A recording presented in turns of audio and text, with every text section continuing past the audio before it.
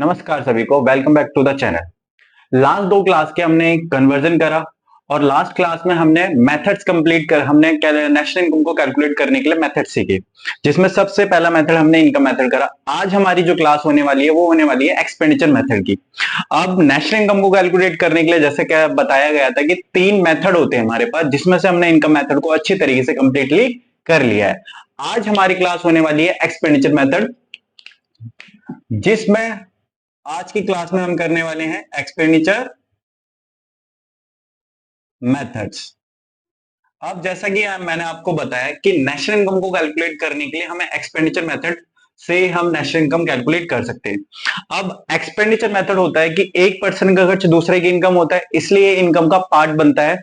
तो जितने भी एक्सपेंसेस होते हैं एक अकाउंटिंग ईयर के दौरान, वो सारे के सारे एक्सपेंसेस हम एक्सपेंडिचर मेथड में कैलकुलेट करते हैं। अब सबसे पहले हमारा जो बेसिक बात है वो है एक्सपेंडिचर मेथड को डिनोट करने के लिए टर्म होती है GDP at MP. GDP at MP को कैलकुलेट करने के लिए सी प्लस आई प्लस जी प्लस नेट एक्सपोर्ट कैलकुलेट किया जाता है। अब हम इन सारे कंपोनेंट्स को समझेंगे, सी प्लस आई प्लस जी प्लस नेट एक्सपोर्ट कैसे कैलकुलेट किया जाता है। तो सबसे पहले सी का मतलब है private final consumption expenditure.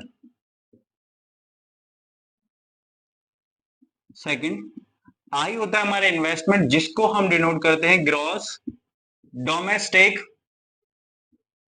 Capital formation. Third one G government final consumption expenditure. Last one होता है हमारे पास नेट एक्सपोर्ट। अब ये सारी टर्म्स हमें पता है कि हमारे लिए सी के लिए कौन सी टर्म यूज हो रही है, आई और जी और नेट एक्सपोर्ट। अब सबसे बड़ी बात होती है सी हमारी एक जनरल सी टर्म होती है, इसे प्राइवेट या हाउस होल्ड या पर्सनल एक्सपेंडिचर्स भी कहा जाता है। अब हम पहले इन सारे कंपोनेंट्स को समझते हैं। प्राइवेट फाइनल कंजप्शन एक्सपेंडिचर होता है जो भी आप अपने पर्सनली जो एक्सपेंसेस होते हैं, सारे के सारे एक्सपेंसेस हमारे सी में कैलकुलेट किए जाते हैं। सेकेंडरी होता है ग्रॉस डोमेस्टिक कैपिटल फॉर्मेशन, एक ऐसा इन्वेस्टमेंट जो आपकी कैपिटल फॉर्मेशन जनरेट कर देता है, वो इसमें कैलकुलेट किया जाता है। अब आई को हम कैलकुलेट करने के लिए, इसके लिए आई के लिए कौन सा कंपोनेंट यूज करा जाता है, gross domestic capital formation. Third one हमारा आता है government final consumption expenditure. Government के जितने भी एक्सपेंसेस होते हैं, रोड्स बनवाना, पुल बनवाना, जितने भी एक्सपेंसेस हो रहे हैं, सारे के सारे एक्सपेंडिचर आते हैं government final consumption expenditure. Net export, export और इंपोर्ट के डिफरेंस को हम नेट एक्सपोर्ट कहते हैं। अगर हमारे पास नेट एक्सपोर्ट ना दिया हो तो हमारे लिए टर्म यूज होती है exports minus import. Export minus imports calculate कर हम नेट एक्सपोर्ट के टर्म निकाल सकते हैं। अब जरा समझिए, हम सबके बीच में हमें इसमें आई के कंपोनेंट्स में कोई दिक्कत नहीं होने वाली है, जी में कोई दिक्कत नहीं होने वाली है और नेट एक्सपोर्ट में भी कोई दिक्कत नहीं होने वाली है। अगर हमारे पास नेट एक्सपोर्ट ना दिया हो तो एक्सपोर्ट माइनस इंपोर्ट कर देते हैं। अब सबसे बड़ा जो दिक्कत करता है हमारे क्वेश्चन को आइडेंटिफाई करने के लिए वो होता है हमारा आई। अब आई के कंपोनेंट्स के फैक्टर्स को हम समझते हैं कि आई को किस तरीके से कैलकुलेट किया जाता है। अब इसे आप एक नोट बनाकर लिख लेंगे। तो पहला हमारे पास होता है ग्रॉस फिक्स्ड कैपिटल फॉर्मेशन। अगर हमारे पास ग्रॉस फिक्स्ड कैपिटल फॉर्मेशन है तो पहले हम समझते हैं आई को डिनोट किससे किया गया है, ग्रॉस डोमेस्टिक कैपिटल फॉर्मेशन। हमें एक अलग से डिफरेंट टर्म हमें क्या दिख रही है, फिक्स्ड है, और यहां पर हमारे पास क्या है, डोमेस्टिक है। तो डोमेस्टिक की जगह फिक्स्ड का यूज किया गया है। जब हमारे पास फिक्स्ड का यूज होता है तो फिक्स्ड को डोमेस्टिक में कन्वर्ट करने के लिए हम चेंज इन स्टॉक को प्लस करेंगे। चेंज इन स्टॉक को हम प्लस करेंगे। अगर हमारे पास बाय चांस अगर चेंज इन स्टॉक ना दिया हो तो ये चेंज होता है closing stock minus opening stock. अब सेकंड जो रूल है हमारे पास, अगर हमारे पास क्वेश्चन में दिया हुआ है नेट डोमेस्टिक कैपिटल फॉर्मेशन, अगर हमारे पास जो इन्वेस्टमेंट है वो नेट की फॉर्म में, तो नेट को ग्रॉस पे ले जाने के बाद हमारे पास डेप्रिएशन लग जाता है, इनकी भी डेप्रिएशन होगा, क्योंकि नेट से हमने सीखा था नेट से ग्रॉस पे आने के लिए हम डेप्रिएशन को प्लस करेंगे। क्योंकि जैसा आप देख रहे हैं यहां पर हमारे पास अलग से डिफरेंट टर्म कौन सी है, डोमेस्टिक डोमेस्टिक है, कैपिटल कैपिटल है, फॉर्मेशन फॉर्मेशन है। हमारे पास ग्रॉस से नेट पर जाने के लिए हम डेप्रिएशन को प्लस करेंगे। अब थर्ड वन कंडीशन आती है हमारे पास, अगर हमें दिया हुआ नेट फिक्स्ड कैपिटल फॉर्मेशन, अगर हमारे पास नेट फिक्स्ड कैपिटल फॉर्मेशन दिया हुआ है तो हमारे पास नेट भी एक डिफरेंट टर्म है, हमारे पास फिक्स्ड भी एक टर्म है। जब फिक्स्ड को डोमेस्टिक में कन्वर्ट करने के लिए हमने सीखा था चेंज इन स्टॉक को प्लस किया जाता है, और अगर हमारे पास नेट टर्म है तो नेट को ग्रॉस पे ले जाने के लिए हम डेप्रिएशन को प्लस करेंगे। अब आपको ये तीन टर्म समझ में आ गई। अब क्वेश्चन में थोड़ा सा डायनेमिक देने के लिए, बनाने के लिए आपके पास फोर टर्म का भी यूज करना सिखाते हैं। अगर हमारे पास gross domestic fixed capital formation दिया हुआ है, अगर हमारे पास ये टर्म दी हुई है तो हमारे पास सेकेंडरी सेम टर्म में gross domestic fixed capital formation लिखता हूं। अब हमारे पास इसमें क्या दिया होता है, अगर हमारे पास इस टर्म का यूज किया जाता है, अगर हमारे पास इस टर्म के साथ अगर इंक्रीज इन स्टॉक है तो इंक्रीज इन स्टॉक में हम प्लस करेंगे। अगर हमारे पास ये सेम टर्म हमारे पास डोमेस्टिक भी है प्लस फिक्स्ड भी है, तो जैसा कि मैंने बताया अगर हमारे पास ये टर्म दी हुई है तो इसके साथ अगर इंक्रीज स्टॉक है तो इंक्रीज स्टॉक को हम प्लस करते हैं। अगर वहीं हमारे पास gross domestic fixed capital formation दिया हुआ है, अगर हमारे पास फॉल इन स्टॉक है तो फॉल इन स्टॉक को हम माइनस करेंगे। तो जैसा कि मैंने आपको बताया कि हमारे पास आई को आइडेंटिफाई करने में कोई प्रॉब्लम नहीं होने वाली है, हमारी जो आइडेंटिफाई प्रॉब्लम करता है वो करता है आई। अब आई के जितने भी टाइप्स सारे के सारे टाइप जो डायनेमिक बनाकर देंगे वो आपके सारे टॉपिक मैंने यहां कॉन्सेप्ट आपके लिए क्लियर कर दिए। अब हमारे पास होता है गवर्नमेंट फाइनल कंजप्शन एक्सपेंडिचर। अब गवर्नमेंट के जितने भी एक्सपेंडिचर इसको भी आइडेंटिफाई करने में कोई दिक्कत नहीं होगी। अब हमारे पास आता है net export, export minus import. अब हमारे पास इन सबको कंप्लीट करने के बाद अगर हमारे पास क्वेश्चन में ये दिया जाता है कि calculate the national income by expenditure method, तो पहले स्टेप सेम जैसे हमने इनकम मेथड से नेशनल इनकम कैलकुलेट करी थी सेम वही पोर्शन हम इसमें करेंगे। जीडीपी एट एमपी है, सी प्लस आई प्लस नेट एक्सपोर्ट, हमने फर्स्ट स्टेप में इसे कैलकुलेट कर लिया। अब हमारा सेकंड स्टेप नेशनल इनकम को कैलकुलेट करने के लिए होगा, और नेशनल इनकम को कैलकुलेट करने के लिए एनएनपी एट एफसी होगा, और किससे करना है हमें, एक्सपेंडिचर मेथड से। अगर एक्सपेंडिचर मेथड से करना है तो एक्सपेंडिचर मेथड को डिनोट किया जाता है जीडीपी एमपी से, जो हमने यहां पर कैलकुलेट कर लिया है। अब इसी से हम कन्वर्जन का यूज करेंगे, जो बेसिक क्लास हमारी फंडामेंटल क्लास है वो यहां पर पूरे चैप्टर में हमारा प्रैक्टिकल क्वेश्चन सॉल्व करने में हमारी हेल्प करेगा। अब हमें क्या करना है, एक्सपेंडिचर मेथड से नेशनल इनकम को कैलकुलेट करना है, तो जी से एंड पे जाने के लिए हम डेप्रिसिएशन को माइनस करते हैं, और डोमेस्टिक से नेशनल पे आने के लिए हम net factor income from abroad को प्लस करेंगे, और एमपी से एफसी पे जाने के लिए हम माइनस नीट करते हैं। अगर हमारे पास नीट ना दिया हो तो जैसा कि बताया गया आईटी माइनस सब्सिडी या जीएसटी में। अब एक्सपेंडिचर मेथड को समझने के लिए हम इसे इंप्लीमेंट करना सीखेंगे। तो पहला क्वेश्चन हमारे पास है कैलकुलेट द नेशनल इनकम। अब जैसे कि आप ये क्वेश्चन देख पा रहे हैं, अब हमारे पास क्या है, इसमें कैलकुलेट क्या करना है, नेशनल इनकम। और नेशनल इनकम किससे कैलकुलेट करेंगे, एक्सपेंडिचर मेथड, क्योंकि इसमें सारे कंपोनेंट्स हमें दिख रहे हैं एक्सपेंडिचर मेथड के। तो सबसे पहले हम क्या करते हैं, हमारा पहला स्टेप यही रहेगा कि हम इसमें क्या करें, कैलकुलेट एक्सपेंडिचर मेथड। तो फर्स्ट स्टेप एक्सपेंडिचर मेथड हमारे पास है अब एक्सपेंडिचर मेथड को कैलकुलेट करने के लिए सबसे पहले समझते हैं जीडीपी एट एमपी कैलकुलेट करना है, तो सी प्लस आई प्लस नेट एक्सपोर्ट।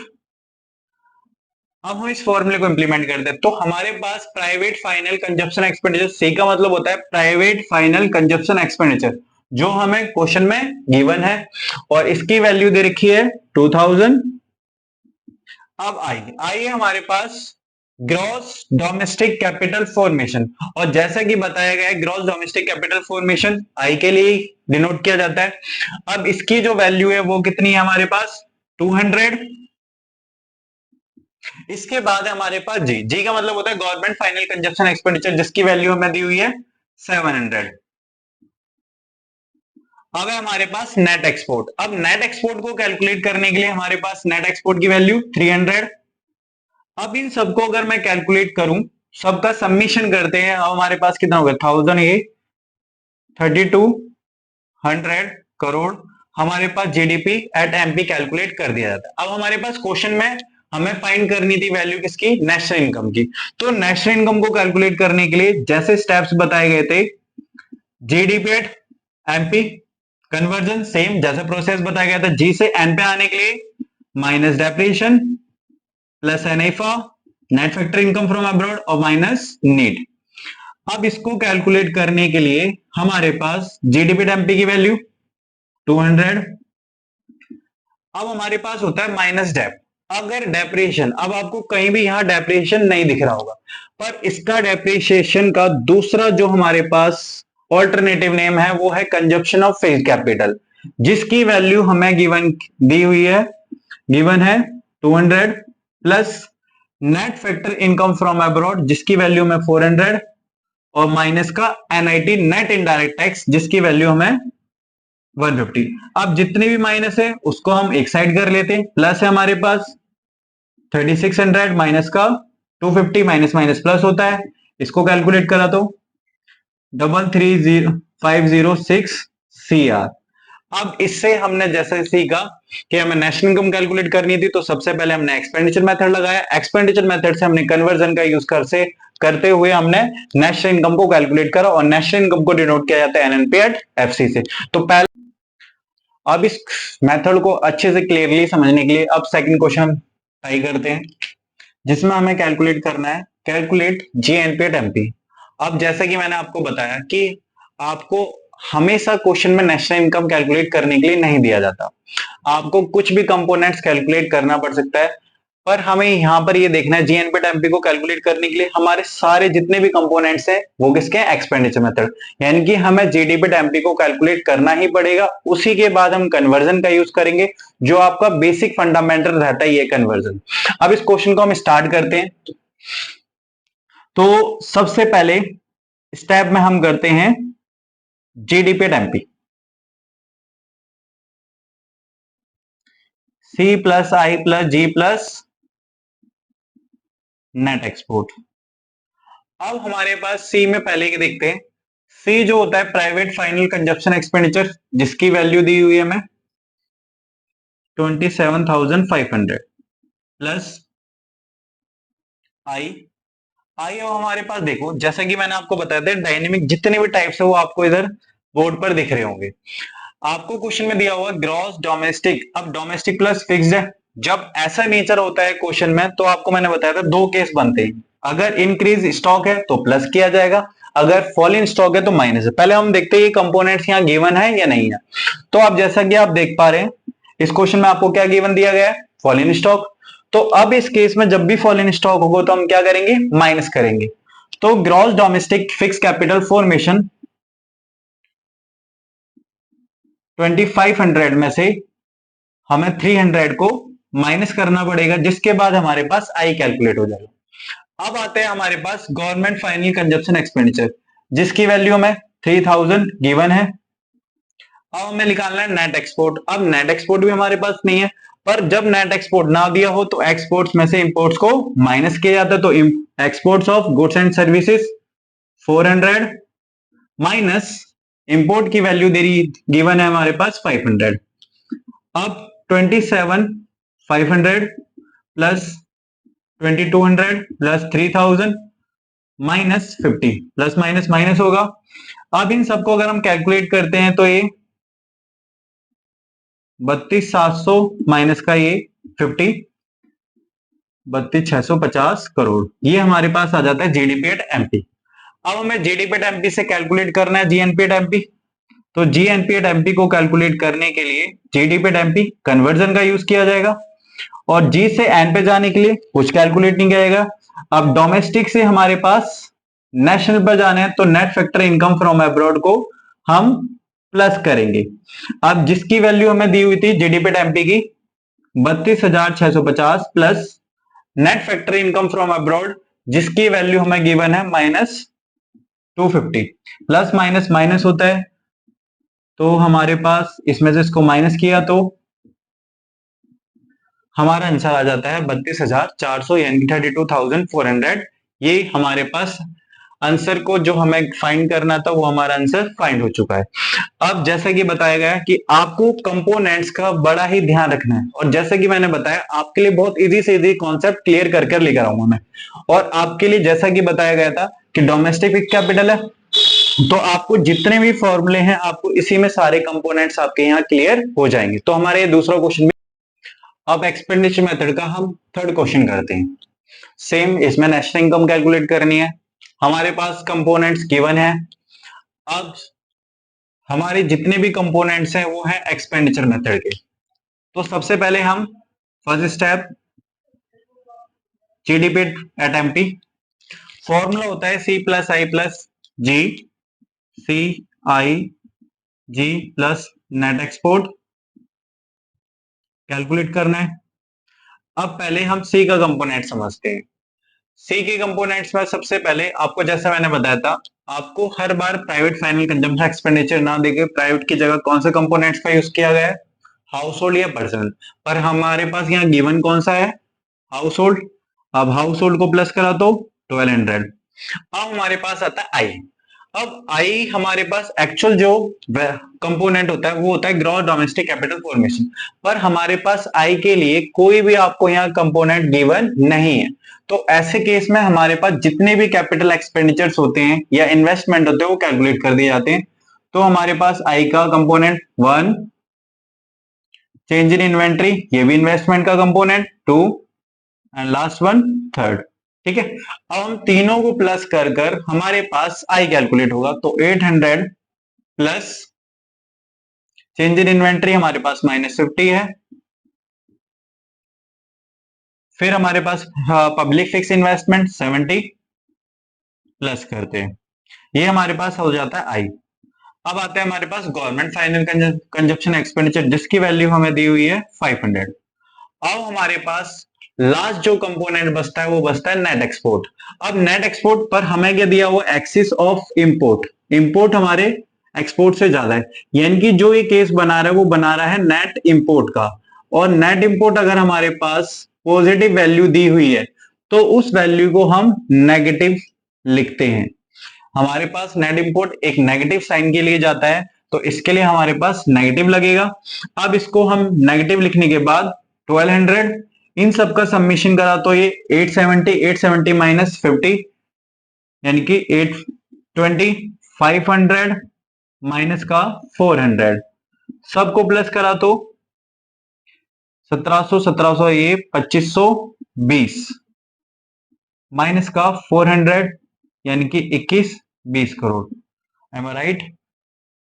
220 ठीक है, हमारे पास 2000 और ये 2520 और माइनस ये करा तो हमारे पास 21-20। ठीक है, अब हमें कैलकुलेट क्या करना है, नेशनल इनकम। नेशनल इनकम को कैलकुलेट करने के लिए एनएनपी डेफसी GDP MP minus dep conversion का यूज कर रहे हैं, net factor income from abroad plus और माइनस का नेट इनडायरेक्ट टैक्स, इसकी वैल्यू हमें 21-20। डेप की वैल्यू, डेप का दूसरा नाम होता है consumption of fixed capital, 200 plus net factor income from abroad 80, net indirect tax. अब नेट इनडायरेक्ट टैक्स का कोई कंपोनेंट हमें यहां गिवन नहीं है तो हमने इधर इसकी वैल्यू लिख दी है 0, कहीं दिया हुआ है, नहीं दिया हुआ। इसके बाद हमारे पास